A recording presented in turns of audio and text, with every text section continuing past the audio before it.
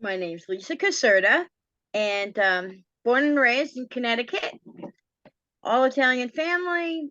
Met up with Henry Hill 2000-ish, and we were friends, and we became friends. And then he ended up, moving up to my house in Topanga Canyon, and we had a really good time. He was on his sort of on his way out.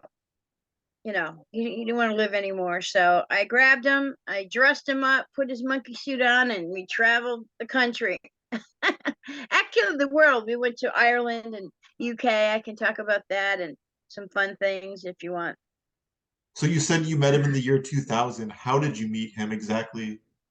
Well, I did my job in I ended up doing picture cars. I just had a way into picture cars, and I had a guy friend named Obi Overman, and he was very well known in the industry with movie cars. And he would call. I started selling cars, and then I started selling classic cars, and then I mean, this is going on for 25 years. So um, through doing this, I would every once in a while a movie guy would come to me because my cars were classic, and the director or the cinematographer would want a '69 Pontiac Le Mans or Firebird or something. So of course I would have them, and they would buy them, and so I've been on a lot of sets where they blew my cars up and threw them off the roofs, and I've done a lot of movies, and with my cars. I sold them, and then they would ask me if I wanted to buy them back, all smashed up. So, so what happened was I got burnt out after 20 years or 25 years of doing it. I was just totally burnt out. So a friend of mine asked me if I wanted to kind of open up a little coffee shop in Santa Monica. So I called an old friend, Lucy Bush, and I think I have pictures of her. And she was an actress. She was on Broadway for years. She was Peter Pan in Broadway, and she's been in a few things in the old stuff, like in the '70s. So she was my good friend. She came there. She was in this coffee shop, and this guy came up to. He was sitting outside in Santa Monica. They have permanent benches. So here's this guy sitting outside of the store, and I'm looking at him. I'm inside, doing some work and doing something, and he's outside talking to her, and they're talking about the Mets and the Jets. And he looked familiar. I didn't know who he was, and he comes walking in. This is a great story. He comes walking in, and right next door there was a liquor store. So he was drinking already, and here's this guy. He's wearing, he's got Gucci shoes on, Gucci bag, dressed, and so it wasn't like a bum or anything, but he was sitting in a bum seat, and so he starts drinking. So he comes into my store, and I look down at him and I go, "Yeah, what can I do for you?" And he goes, "Here's my wallet. Can I use your bathroom?" And he did it so nonchalantly and so casual. I said, "No, get out of my store." I told him to get out, and he said, "Oh, come on, let me use your bathroom." So he goes, "My name is Henry Hill, and you can trust me," he says. So I was thinking, he goes in the bathroom, and I was thinking, Henry Hill, no, Howard Stern. I thought right away of Howard Stern, and I remembered my bestie, my best friend is Denise, who was married to John Francis, who is Sonny Francis, his son, and he owned the rehab center, and his father is the capo of the Colombo crime family. Okay, now we're going back about 20 years here, maybe about that long. And he was the capo. I mean, he was one of the oldest living gangsters, murdering gangsters in the country at that time. Sonny Francis, and he was part of the Colombos. So, and his brother Michael, he did the big, the oil, the gasoline tax thing. And as a matter of fact, after me knowing Henry, I gave Mike a lot of work. I would send National Geographic before Mike was even doing a lot of stuff. I just knew him. Henry knew him. At any rate, so I turned around. I went to John. I says, John, I got Henry Hill here. He goes, put him on the phone. Henry and John hadn't seen each other in about 30 years because he hadn't seen him since he was in New York and John was in New York. It's very weird, huh? How that came about. And so they hooked up together. They're on the phone. It's like they knew each other for years ago. And that day, I ended up bringing Henry down to John's house. So this is all in California, all in Santa Monica. Isn't that weird? So yeah, and so incidentally, John ended up in witness protection. I could tell you about that later if you want to know. He ended up turning his father in at 96 years old. Getting back to that, I think it was Henry was just on a binger. So the best thing I could do is just help him get sober because I'm sober. I've been sober long. At that time, I was sober about 25 years. So, you know, yeah. So, he just, and I would see Henry and say he went over to John's house and then he left John's house and I would see Henry at the beach all the time. He was hanging out with, believe it or not, Eminem and Brian Wilson from the Beach Boys and uh, Dionne Warwick, who's Dion is his name too, and he is a producer, and it's Dionne Warwick's son. So that was Henry's friends down at the beach, and from morning, noon, and night he would drink. So he was kind of, after a few weeks being back from Palm Springs, that's where he was coming from. I had no idea, and that's how I met Henry. That's how I met Henry. It was kind of So, exciting and fun after a while, but I looked at him as sad. Yeah. so what was your first impression upon meeting him, thinking that you knew the name Henry Hill and who he was before you looked him up? Um, I was so busy working. I'm a real workaholic. So it didn't even phase me. And plus I was still kind of doing cars. I had some unfinished car business to do. And it was fun. I got to tell you. So the first few weeks knowing him, I didn't see him all the time. I would see him like not every day. He would be down at that beach, okay? And what I would do is zoom down there just to check up on him because my house was about 45 minutes from the beach. This particular beach, Venice Beach. I live up in Topanga, which is the right, there's a big ride. It's about, like half hour drive from Venice. Henry loved Venice Beach and he loved it down there. I don't think Henry ever like escape like got away from anybody and had his own freedom. It was like he was free and he wanted to drink and he wanted to party and he ended up meeting a lot of people down there. But what I saw was downhill spiral. I saw him like if he doesn't get sober, because he was a bad drunk. If he doesn't get sober, this guy's gonna die. And so I would pick him up and take him to meetings, or I'd zoom by and I'd see him at the corner. I said, get in the car, let's go eat something. And I would get him some food. He didn't care. He wanted to just drink. And I think was kind of wanting to die at this point. He was 60, he was about 60 years old at the time. He was very depressed, you know. And I think that's where it all started is that then. And I would take him to AA meetings and stuff, and hopefully he would get sober. You just do what you can do, feed him, at the time. And then it was around Thanksgiving, and now I did not know Henry who he was really. I knew he was the whole thing with Goodfellas, but I really didn't know the magnitude of this guy. I didn't realize at that time he wrote 4 books. I didn't know. I know he wrote Wise Guy with Nick Pileggi, but I didn't really know who he really was until afterwards. And so Thanksgiving, it was Thanksgiving, I think in 2001 maybe. Um, I went down there and says, this guy can't stay down here for Thanksgiving. It's like an Italian thing, you can't let nobody not eat by themselves on Thanksgiving. It's like a thing you do.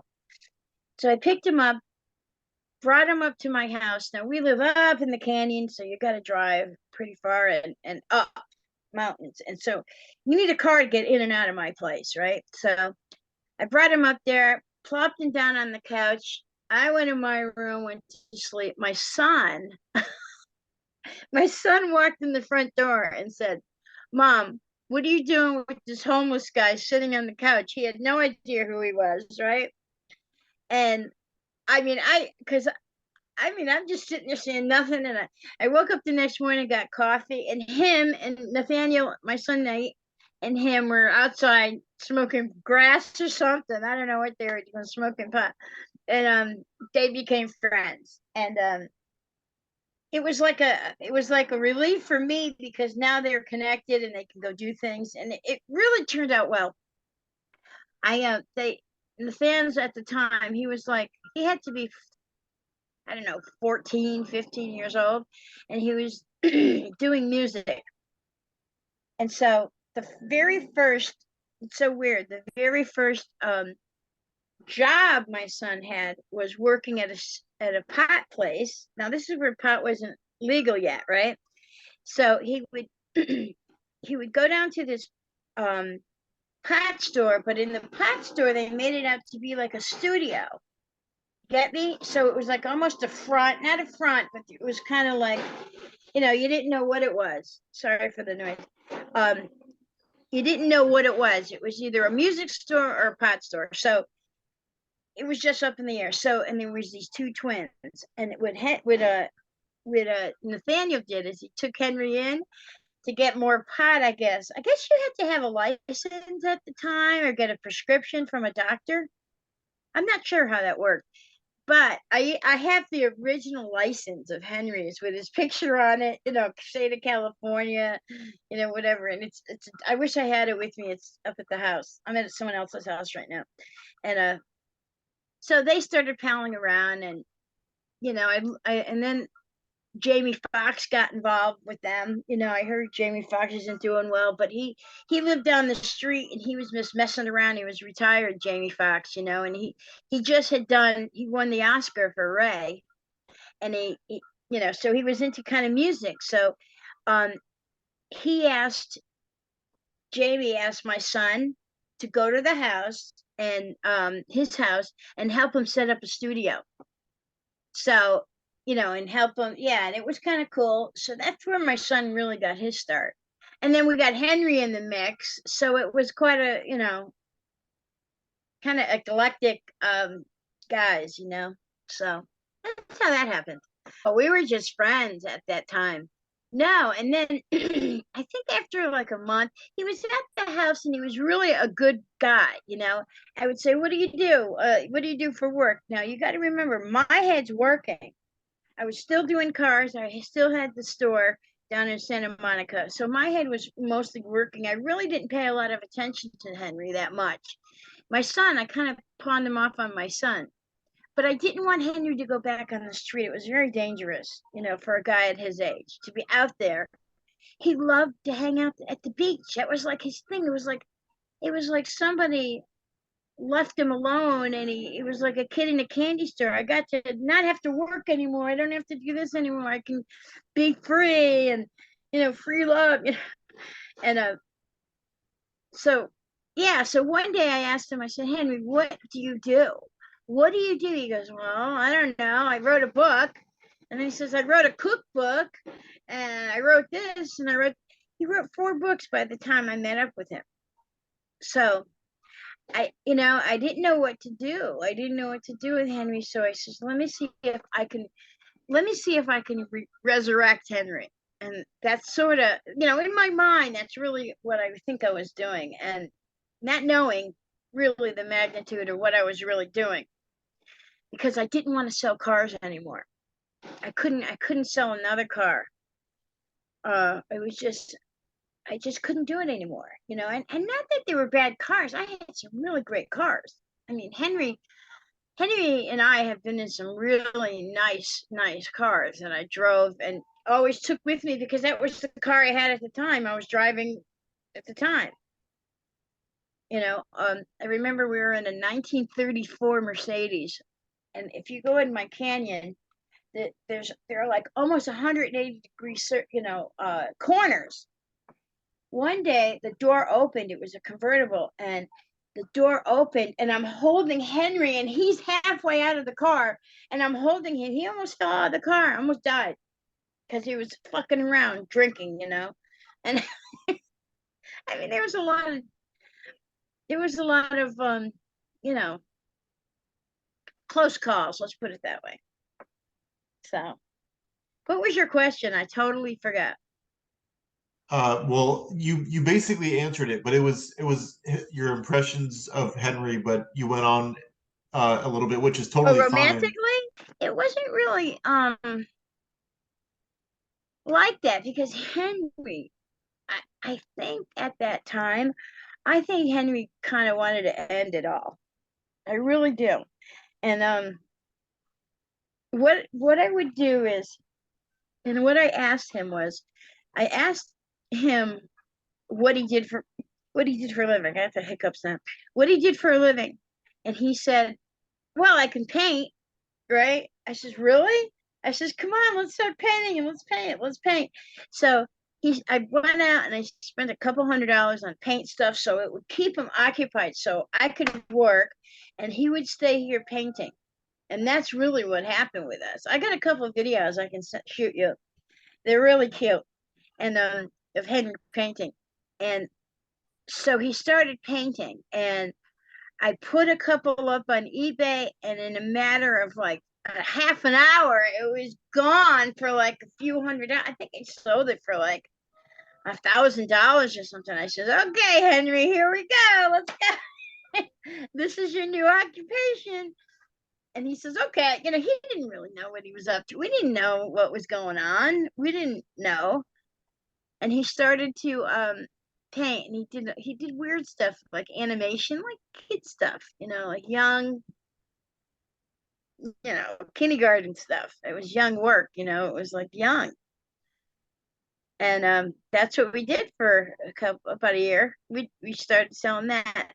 And as a result of selling those paintings, we met a lot of people. Like I met you. I met you. And one guy I met was close friends to Charlie Manson, and we commissioned out, believe it or not, Henry commissioned out 4 paintings of Charles Manson. I would love to see those paintings. Did you know? Did you ever see those? No, I don't believe so. Can you imagine Charlie Manson in Corcoran prison? Okay, asking Henry if he could, what do you call it? If he could paint a picture of his portrait. Isn't that weird? That's And crazy. Henry So painted did them. He Manson did and Henry four or have five of them. What? did Manson and Henry ever talk to each other? Um, I think at the time Henry, okay, was in witness protection, sort of getting out of it, but I think it was against the rules because you're not supposed to talk to felons. I think. Does that make sense? Yeah, that makes sense. Yeah. He wrote to him. I have documents and paperwork from Manson. Didn't I give you something from Manson at one time? Yeah, yeah. I used to have a few things like a postcard that was addressed to you and Henry that was signed on the back by Manson. Yeah. He how it worked. I'm trying to think. How it worked is I think he did talk to him, and they used the code name Henrietta. That's what Manson would call Henrietta. I think Manson was more impressed with Henry than Henry certainly wasn't impressed with Manson. He thought he was like out of his mind. Manson. Can you imagine Henry thinking Manson's? Yeah, that's pretty funny. Calling the I kettle know. black for sure.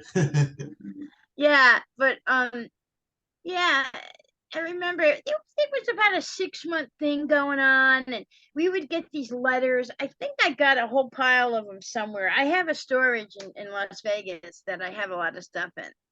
Yeah.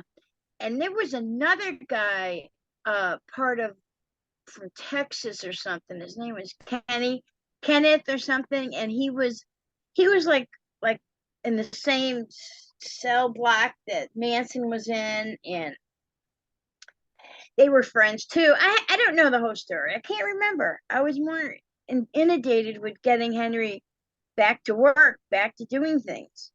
We did a lot of appearances, we did a lot of stuff. We did a lot. We traveled a lot, and people were still fascinated with Goodfellas. They were still fascinated. We never really had any trouble. Um, yeah, it was quite. It was. I had fun. We had fun. So how did that work, traveling and doing events, being that he was one of the Oh, more, you know, yeah. Well, let's see. Um, Let me think of the first big event we did. I can't remember. I think it was Baltimore. Uh, I don't know if you knew this, but Harry and Larry Flint were friends. Remember Larry Flint? yeah, You know who that is? of course, Okay, the he guy owns that the was Hustlers. shot by He a owned serial Hustler killer. publication. Right. So Larry and Henry, I would drop him off over. Now I don't even know, and I didn't even care to tell you the truth. I would drop Henry off at the Hustler. I think it was a card place, City of Industry. I think it was. It was the Commerce Club. Flint would play there. That's where he would play, on an off night from his house in Beverly Hills. And he wanted Henry to always be with him. I don't know why. He wanted Henry to sit with him, and because I guess from the movie he saw Henry played cards. Can you believe it? Henry drank. He didn't play cards, right? So Larry would call, and I would drop him off over there. And I'd go gamble somewhere else. I would go in the card club and play like a little machine or bet horses or something. And so what had happened is a guy, these guys from, I think it was Shreveport or Baltimore. They had a big hustler club in Baltimore. So what we would do is they would pay us, it was good money. They would pay us to come out to Baltimore, pay all our expenses, and Henry would sit there for a Saturday or a Sunday, one night, and they would have a big party, meet Henry Hill, Goodfella, and we would have a whole like box office. It was called the Sky Room, and I guess other VIP people. It was like a thank you to all the guys. So Henry and I would go there all the time, and we met a lot of people there, and and sell art like crazy. It was crazy. I mean, it was just crazy. I can't even tell you how packed the place would get. They closed it down, and I mean, we met some really dynamite people. We went to baseball games and football games, the Ravens, and um, we really had fun. So as a result of the Hustler Club, we went to the Hustler Club in Vegas and did events. We went to the Hustler Club in Shreveport, Hustler Club in Miami. So that was like a fun thing. It was all fun, really, and we were making money at the same time. But having to watch Henry was hard. Babysitting for Henry was really hard, because he ended up arrested a couple times from um we were in Springfield, Illinois, I think it was, or Springfield, one of the Midwest towns. And what had happened is we got in late. It was freezing cold. We're sitting at a hotel, and we got in there, and it was late. It was like 12 o'clock. Do you want me telling you the story, or so what had happened is we we get into town. It was like 1 o'clock in the morning. We get into this hotel. There's this little black lady. She's sitting at the desk. It's a beautiful hotel, and she was the only one there. So she gives us these tickets to have a free drink when you stay at the hotel, right? Of course, I give mine to Henry. I don't know that Henry is like at that bar empty bar, no one's in there, and he found a bottle and he started drinking himself, pouring himself drinks, and he's sitting there. All of a sudden, he comes out and he says to the lady, he says, "Get me a cab. I want to go to the Hustler Club." Right? He's saying this to this black lady. The black lady doesn't know what the hell he's saying. Okay, doesn't know what he's talking about. All of a sudden, he starts flipping out and he starts yelling at her, calling her all these names. You mullion, you tutsun. In Italian, it means black, right? Calling her all these names. She, the police come. She calls the police because she got scared, and they take Henry away. Now, meanwhile, here I am upstairs, half sleeping, and I'm going, "Where the hell's Henry?" About 3 o'clock in the morning, I go downstairs, and I looked at the lady, and I says, "Where's Henry?" He goes, "Oh, that man was rude and crude, and he was so mean to me, and I had him arrested for slander or whatever I don't know what it was." And they ended up taking Henry, putting him in jail, okay? And he was locked up in Springfield, Minnesota or something, in in Minnesota. And he ended up the next day, I was freaked out because the next day we had to be at the Hustler Club. We've already been paid. You understand? So I had to make sure that he was there, at this club. I didn't know what I was going to do. It was like a Friday night. There was no way I was going to get him out on a Saturday. So what I did is I called a friend of mine. He shot up from Wisconsin, came there, picked me up. We went down to the police station, and there's Henry. Okay, all dressed up. Okay, and because he had a suit on, and he's sitting there outside with all the police cops and everything in this rinky-dink town taking pictures. They were like all like taking pictures. Everybody, like there was like 10 cops down there doing a photo op at the police station. It was bizarre. I mean, that's the way things worked out. So what had happened is um the press heard about it. The press started coming down, and we were like, "Oh no, oh my God, we're supposed to be good people. Henry's supposed to be good." And we ended up on the news. He ended up on the news. He ended up, Goodfella, because it's like a big thing, Goodfella arrested, thrown in jail, blah blah blah blah. And it turned out we did 3 more shows after that, okay, which was cool. And it was like a racial thing, right? So all the black dudes wanted to come and meet Henry because it was like a racial. So what had happened is we got all this free publicity through the air and through TV and through the newspapers, that it turned out to be a great event. It was weird, isn't that weird? Very strange Yeah, how that's that happened. crazy. And stuff like that always happens. Always happens. Yeah, yeah. Shreveport was like that too. Um, Shreveport, Louisiana. They're very it's south. It's the south. And we ended up they were shooting Shreveport was used in the old, like back then. They had a great tax write-off for movies, so they would ship a lot of actors there to shoot movies there because they were giving away free tax free, exempt, so you could come and shoot your films here, to get them there. And it just so happened we were in Shreveport, and we had a whole cast of, I think it was a movie, and James Wood was in it. Remember James Wood from Casino? He ended up he ended up in the same hotel, and I get downstairs and there's Henry and James Wood sitting there, and James Wood was so intrigued with Henry, talking, making sure, he just interviewed like himself. He was intrigued with him. He wanted to know. That's how Henry had the effect on people. They might have called them a rat and this and that, but people asked questions. It was kind of cool, and we were always treated well wherever we went. It was just, yeah, a lot of fun. We had a lot of fun traveling around. That's just the way it was back then. What's one of your favorite memories that you had with Henry? One of my favorites.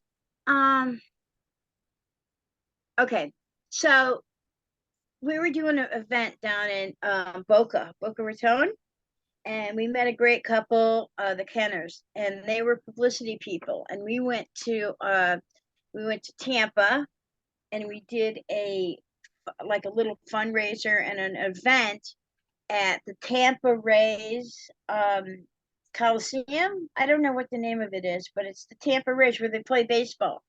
I can't remember what it was, and they were playing against the Yankees. So these people ended up we ended up hanging out with Angelo Dundee, who Angelo Dundee happens to be. He was like 75 at the time, or like 80, and he happened to be he trained 15 major boxers in his life. Muhammad Ali was probably his most famous one. Sting like a bee, Muhammad Ali. And he was like the most famous guy. So it was Henry and Angelo together at the forum, not the forum, at the Coliseum, and we had a signing there. We had a signing, and it was like major. It was like people, and when people came in, we were at the first like store they had. It was the Ted Williams museum. You know who Ted Williams is? So yeah, and so we were there, and it was really a lot of fun. And it's Tampa, so Tampa is special because Henry got busted in Tampa. Remember, with the Lions? Remember holding the Lions? That was a true story. So we ended up doing like 4 or 5 events with Angelo. It was really a lot of fun. We ended up just getting, just really great stuff. We ended up being with the owner of the Tampa Rays, and he was all intrigued to me. When you go into shows like that, or I mean games, most of the players, everybody's underneath the ground.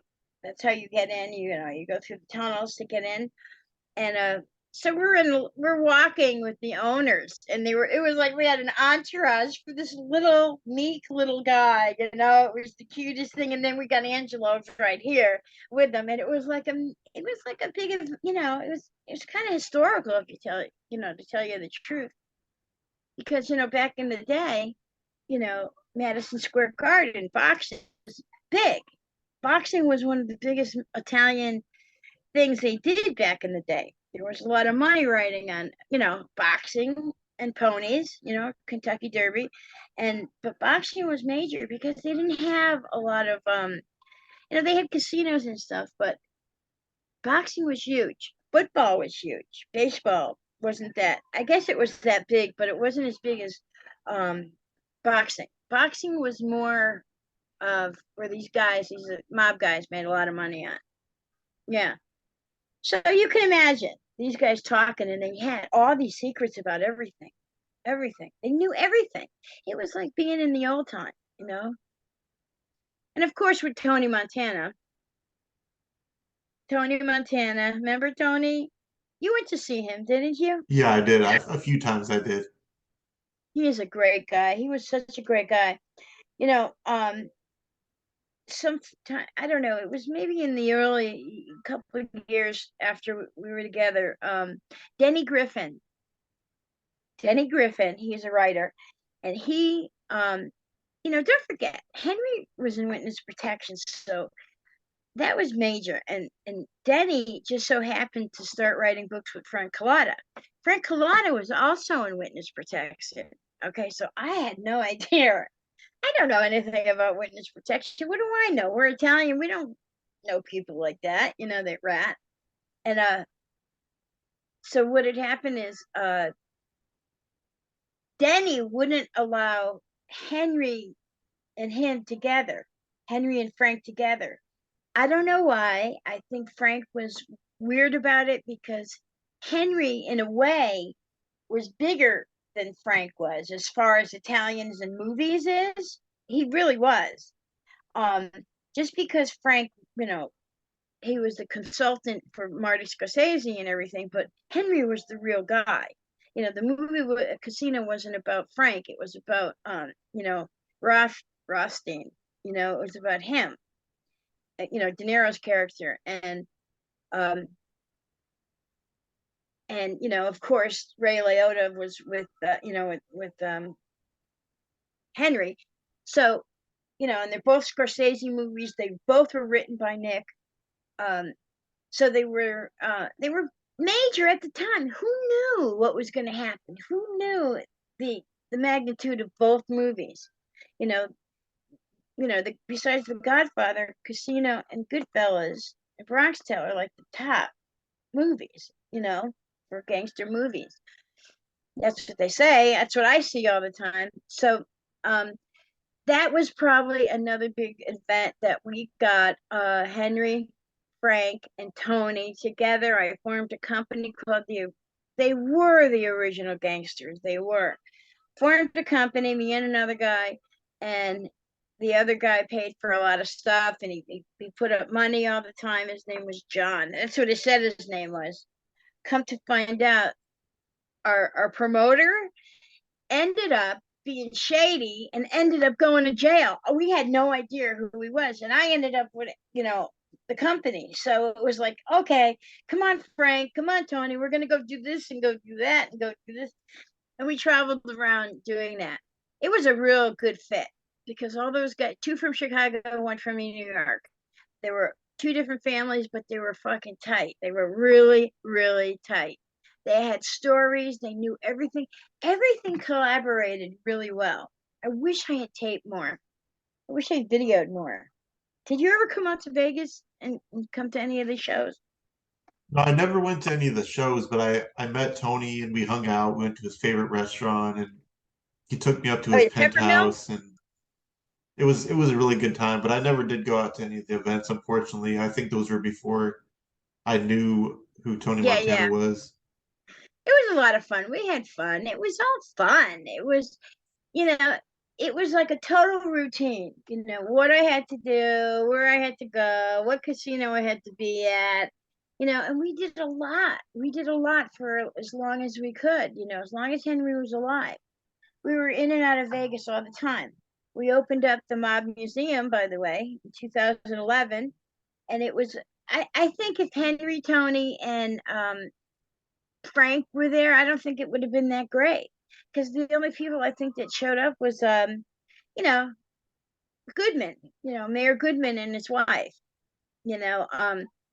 But how what I did is I gathered, I got people together because I knew they were good fits, casting, and I knew they were good fits for what we needed to do, for the Mob Museum.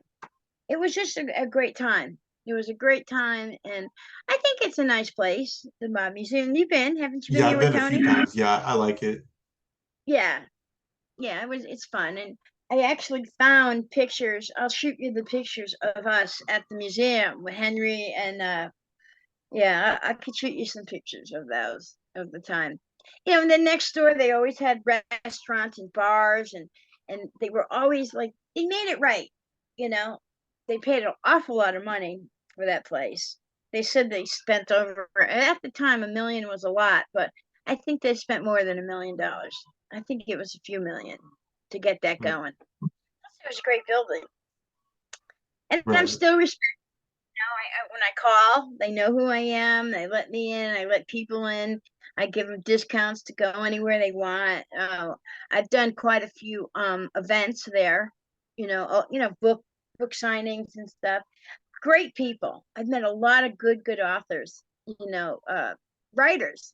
Joe Pistone and Burl Berrier and Denny Griffin and all of them. They're just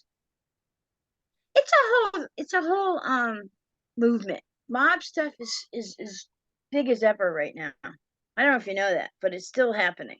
Right, right. Yeah, there's still a big fan base for it. I mean, I see it all the time with documentaries and news Yeah, articles and Whitey Bulger and Al Capone, people like that are still being talked about today. yeah. It's funny. You want to hear something funny? Whitey Bulger, okay. Henry's girl that we're always going out. We always went out and did things. And Henry's writer for his cookbook lived 2 houses away where Whitey was. This is funny. And 2 houses. I mean that's weird, isn't it? Kind of weird. And her name was Priscilla Davis, and she wrote. Cooking on the Run, Henry Hill, right? You know that beautiful cookbook? I might have one around here. Anyway, and so we were there, and the guy who Henry's handler was, you know what a handler is? Right. A handler is someone who takes care of Henry. If he needed something, he would do it. When Scott Garriola was very young, he was Henry's handler. He was like he was a rookie. He was young. He was like 30 years ago or something. And he was Henry's handler. So it was me, Priscilla, Scott, Priscilla's husband. We're all making dinner. We would have like these little events, like not events, but dinners, and Henry would cook from the cookbook, right? So it turns out that after all these years, Scott Garriola became head of the Dangerous Fugitive Task Force. He became the FBI agent in Los Angeles. He was head of it, before he retired. He's a pretty cool guy. Turns out 2 weeks after we were at that thing, at that little dinner, Scott's in like two houses down arresting Whitey Bulger because he's the head of the Fugitive Task Force. Isn't that weird? That's wow, that's insane. That's a coincidence, yeah. And you know what? We didn't know. How are you gonna know? How are you gonna know that he's there? A friend of mine lived in the same building. You know, it's just weird. Birds of a feather. It's so weird. Right. Could never imagine him being there. Why would he ever come to Santa Monica? He had to be pretty stupid to be there. Don't you think? Yeah, I mean, of all He places, was a I very think California would be a place I'd go if I were on the run, but I wouldn't be in a populated city. I'd be like somewhere in like Indiana or Wyoming or Kentucky or well. something That's like where that. Henry was. Henry was. He was in Rabbit Hash, Kentucky, Redmond, Washington. I think it was Washington, wasn't it? Redmond. Redmond, yeah, Redmond's a city in Washington. Yeah. Uh, he was in what? North Platte, Nebraska. Remember? Yeah, so he was pretty much everywhere, Henry, when you go into the protection. Although Henry couldn't keep his friggin' mouth shut. He was always, telling everybody who he was. There were times when the feds would come out and take his keys and put him in the trunk because he couldn't drive. They didn't want him to drive. They didn't know what Hmm. else to do with him. He was uncontrollable. That's crazy. So was he staying with you when he got kicked out of witness No, he protection? was actually all right. So he went to when he left Redmond, he met a guy named Mike Micon, and I'm gonna have to go find him. Mike Micon came from Redmond, that area. Do you know the name Mike Micon No, I don't believe at so. all? Mike ended up coming out to California. His parents were business people in Redmond, and they owned a huge like metal and steel company or something. Mike came out to Palm Springs, and I think Mike and Henry came out together, and that's where they moved together, right when he left. And he came there, and then it was time for Henry to sober up, so he went to a place called Bet Shuva. I don't know if you remember that. You remember that No, I Gangsters and don't think so. Goodfellas? That movie. I mean the book. It was called Gangsters and Goodfellas, and he wrote. Remember that book, Gangsters and Goodfellas? No, I've seen photos of it. I've never read it or owned it though. it's not very. It's a good book. It's okay. But what's funny is, um, with Gangsters and Goodfellas, remember I was telling you about Larry Flint when we were in Baltimore? The guy who wrote the book was from Baltimore. So wherever we went, I would think, who's in Baltimore? Who's in Baltimore? So it turned out to bring Gus Russo. Gus Russo was this very excellent writer. He was very political, and he did, things about JFK. It all comes together in the end of it all when I talk about it. Kennedy and the mob. I mean, really? So Gus Russo lived maybe a half an hour from the Hustler Club. So I invited him to come down with all his friends and had them all come in. He's a great man, Gus Russo. Yeah, it's kind of funny how things just are. And he also with Henry, us going back and forth to Vegas. Uh, Henry hadn't talked to any of his family in about 30 years, you know. I don't know if you knew that either. Did you know that? No, that's crazy. No. Yeah, so that's a long time because you're like not even 30, are you? Yeah, I'm Are thir- you I'm a 30? little over 30, but yeah. A little 30. So here you are, you know, you weren't even born yet when this was going on. And Henry was already in witness protection. When Henry went into witness protection, he had to cut off his family. Okay, now it comes from five sisters and two brothers. That's a lot of kids. Okay, so as soon as Henry and I were settled into Topanga, we started hanging out with his brother, and his brother and him, you know, they weren't really apart, but they were not getting along like they, you know, before. And then by the time Henry had passed, Joe and him were best friends again, you know. And also with the sisters, okay, two of them lived in Vegas. So every time we went to Vegas, we always picked up Stella, who was 80. She was 80 something at the time. Stella, did you ever meet Stella? No. No. Stella and Marie, they were both in their 80s, and we would pick them up and we would take them with us to any events. They would get carte blanche to anything they wanted. It was like redemption for Henry, you know. It was like a redemption thing that he was able to, you know, make up for. How can you make up for past time? You can't, you know, you just can't. Yeah, a lot of things happened, so it was nice. They both are gone now. And I do miss both of them because I had a really good time with Stella. She was a whipper, you know. I got pictures I'll send you too. Hmm. Them. So when Henry did pass away, was it like a shock to people that were close to him, or was it like a we saw it coming kind of thing? So you know, Henry was supposed to die years ago. You know that, right?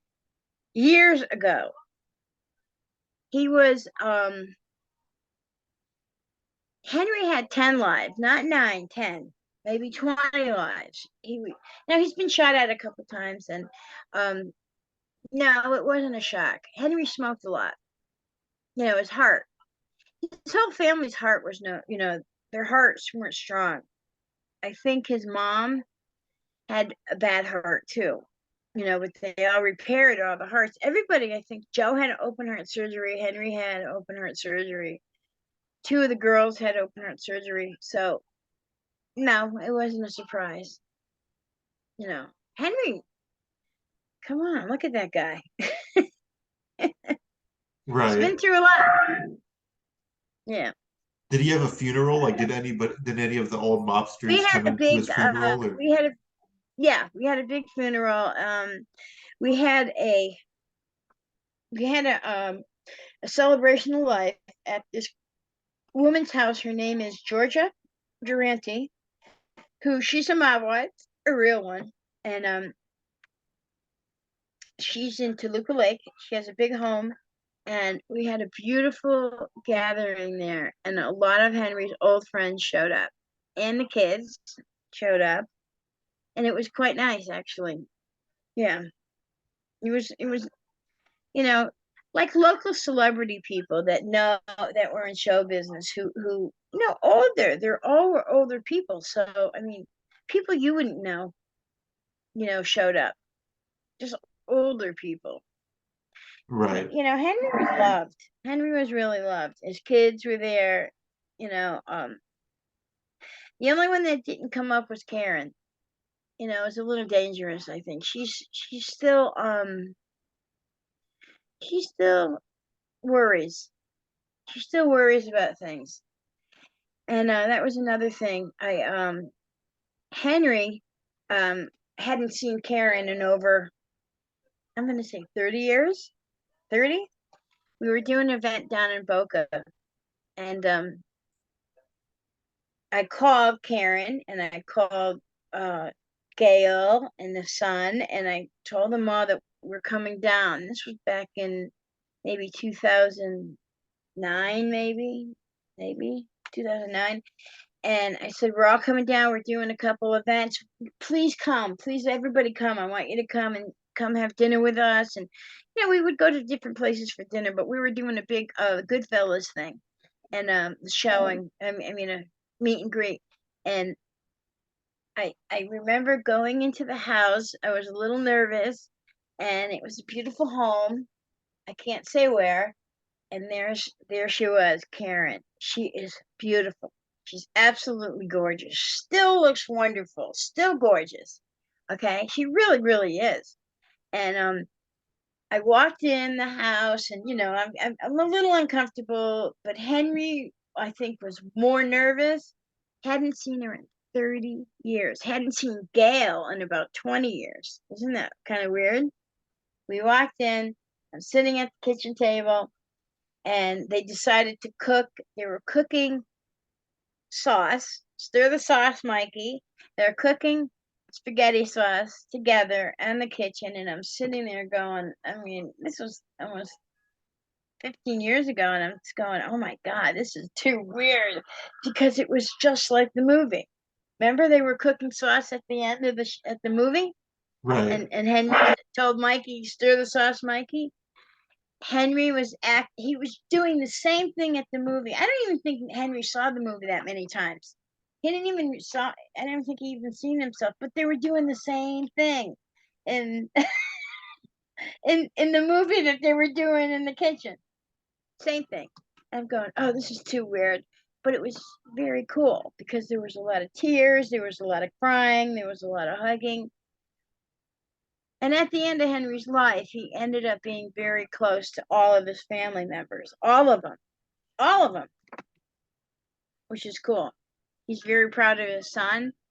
He has a son by Kelly, not by Karen. He's actually got three kids, Henry. So it was Julian, was with his wife before I came around, and she ended up passing away. The wife, Julian's mom, and but this kid is wonderful. He had just had a son, and um, Greg, that's the older son. He's doing great. He's wonderful. Has a great life. Has a great family, and so does Gail. Gail's the middle. The girl.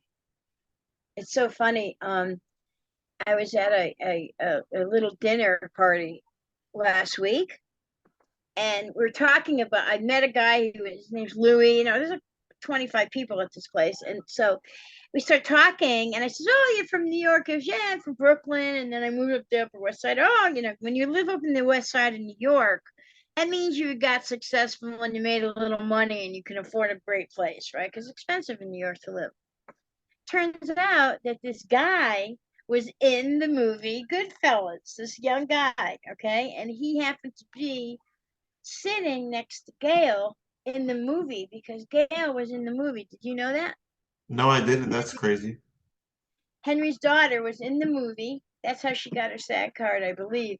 She was one of the Maries. Remember, there was Pauls and Maries, Paulies and Maries in the wedding. She was one of the Maries, and you see her, and you see the guy that I knew. His name's Louis, and we talked about each other. And I said, "Oh my God!" And he asked about how Gail was because nobody knew. Nobody knew that Gail was in the movie. You're not supposed to know at that time. You're how old? She was what? She had to be like 18 years old, and she was in witness protection. She came in to be in the movie. Isn't that weird? I thought it was Yeah, weird. that is really interesting. Yeah, and it was nice. In fact, we're friends now. I'd probably go see those guys tomorrow night, Thursday night, if it doesn't rain. I don't drive in the rain. Hmm. Yeah, so that's So uh, after Henry passed away, what happened to all of his paintings and all the autographs he signed over the years? well. How I did things is I used to take 3-ring binders, and I used to take them and I would put them in covers and I would put them in books. So I have about maybe 10 books of autographs. So I haven't even touched them yet. Yeah, I got some paintings. Here's one. Here's one of his favorite ones. Yeah, I've had a lot of those ones over the years. Yeah, and of course his Billy Bats one. Remember that? Oh yeah, Yeah, I remember that one. Yeah. There was nothing. I mean, what else are you supposed to do when you're retired? What else are you supposed to do? You do crafts. All women, all the old ladies do crafts. Me, I got involved with getting him around, sending him places. It's weird because Henry, not anymore so much, but back in the day, people would always say, "Oh, Lisa, when you're hanging out with a rat, what are you doing with a rat? Rat, rat, rat." And I would like, do what you done, do. That's Right. it, you know. And I said, do what Henry did. And I don't think people realize how scary it is. How scary it is to have Paul Vario and Jimmy Burke say they're going to kill your kids and put you in the in a freezer and lock you up and throw your kids. I mean, that's scary shit, don't you think? Right. Yeah, definitely. Yeah, I think anybody would be scared in that situation. Yeah, so that's what he was doing. That's what Jimmy was doing, and I think Henry could give a shit about himself. It was more of his children that he cared about. What are you gonna do? You know, Honestly, if you think about all the big crime bosses, even Paul Castellano, all the big guys, all were killed. They all were killed. How did Henry survive? Being a rat? So what? What's the smartest thing to do? What? Keep your mouth shut? Do more rat on your friends and keep your mouth shut? Yeah, and what happens? You're gonna die anyway. Right. Henry Yeah, it's always a said catch that. 22 either way, really. I mean, you live that life, your life expectancy, I'm sure, is cut drastically short. You think about all the guys, I became friends with a lot of the kids in witness protection. I mean, not witness protection, but the kids like Billy Cotullo. His father was Wild Bill. Frank Calabrese. His father was Frank Calabrese. These guys were all kids from gangster kids. I mean, and growing up, Linda Scarfa. Linda Scarfa she's a great kid, but she saw her father die there and saw her brother die right in front of her. I mean, it's a tough life. It's a tough, scary, scary life. Yeah, Right. yeah. It's entertaining for people who aren't in it, but you know, that's kind of So it. before we get out of here, is there anything that you'd like to plug or talk about that we haven't covered yet? I don't know. I mean, I still there's probably like I've sold a lot of paintings to people, and there's probably maybe 10 paintings that I have, personal ones, up on eBay. And anyone can contact me if they want. You can give them my email if they want to buy anything. I don't know how many followers you have or what you do, or um you know I have a lot of stuff. I have a lot of Tony Montana stuff still, and I have Frank Collada. Frank Collada was for a second about him. He was a very angry guy. He was very angry, and he was really I don't know, there was just something about Frank that to the end of his life he was okay, but through the when I knew him, and I mean it's probably a good 10 years of working with this guy, he never was comfortable. He always had something to say, and he always wanted to be the first one, and he wanted to be in the middle of the headshots that we got of Henry and Frank, and he always wanted to be the one, and it was like sad because I really really could have done so much more with Frank. He had a lot of information, but Tony Montana was my favorite guy. Out of all the guys, he was one of my favorite guys. He was so sweet, so nice, knew more information. And Tony and Frankie was really jealous of Tony. Frank was very jealous. Henry loved Tony. Henry loved him. He couldn't wait to see him when we went out. The only thing is Tony didn't drink or gamble. So he had nothing that, all they do was talk, talk, talk and eat and talk, talk, talk. But that's it. They couldn't go gambling. They couldn't go play cards. They didn't go look for women. That, you know what I mean? That's all they could do is eat and talk. That's all they did together. But it kept when they ate, it kept Henry sober, so that was happy for me. Yep. So on eBay, I think I got artwork by Henry Hill. I think is on there. I don't know, but they can ask. Awesome. Well, thank you for coming on the show. I really appreciate it. I always enjoy our conversations and talking about Henry and Tony and the good days. Yeah. Thank you for having me, Andrew, and it's good to see you again. Good luck in all your endeavors. Okay. Thank you. All right, baby. Unforbidden.